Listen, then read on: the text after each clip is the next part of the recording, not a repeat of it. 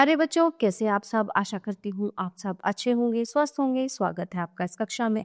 आइए आज हम पढ़ते हैं हिंदी व्याकरण का पाठ 10 विराम चिन्ह। विराम चिन्ह का प्रयोग बातचीत के क्रम में अपनी बातों को ठीक तरह से स्पष्ट करने के लिए हम कई जगह रुकते हैं या ध्वनि का उतार चढ़ाव होता है। लिखित भाषा में रुकने व उतार चढ़ाव की क्रिया को स्पष्ट करने के लिए विभिन्न चिन्हों का प्रयोग किया जाता है। यही चिन्ह विराम चिन्ह कहलाते हैं।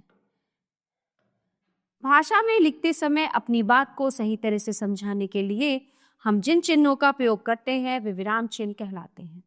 हिंदी में प्रयोग होने वाले कुछ विराम चिन्ह इस प्रकार हैं: पूर्ण विराम, अल्प विराम, अर्ध विराम, प्रश्नवाचक चिन्ह, उद्धरण चिन्ह, विस्मयादि बोधक।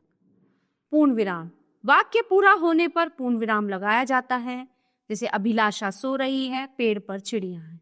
अल्प विराम बोलते या पढ़ते समय हम जहां थोड़ी देर के लिए रुकते हैं वहां अल्प विराम लगाते हैं, जैसे आरती, प्रज्ञा व गौरी रस्सी कूद रही हैं, अभिनव बाजार से फल, सब्जी व मिठाई लाया।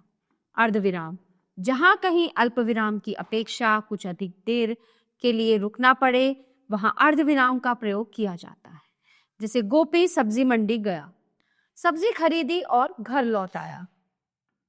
मैं दिल्ली गया, कुतुब मीनार देखी और अपने होटल में आराम से सो गया। प्रश्नवाचक चिन्ह प्रश्न पूछते या लिखते समय वाक्य के अंत में प्रश्नवाचक चिन्ह का प्रयोग किया जाता है, जैसे तुम्हारा क्या नाम है, आप कहाँ जा रहे हैं। उद्धरण चिन्ह इस चिन्ह का प्रयोग दो दशाओं में होता है, जैसे किसी के कथन को ज्यों का त्यों बताने के लिए।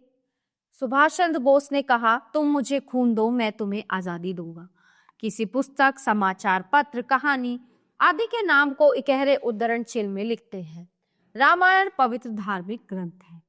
विस्मयादि बोधक चिन्ह हर्ष, खुशी, दुख, आश्चर्य और घृणा आदि भावों को प्रकट करने वाले वाक्यों में विस्मयादि बोधक चिन्ह का प्रयोग किया जाता है, जैसे छी कितनी बदबू आ रही है, वाह क्या खूबसूरत स्थान है। तो आओ दोहराएं।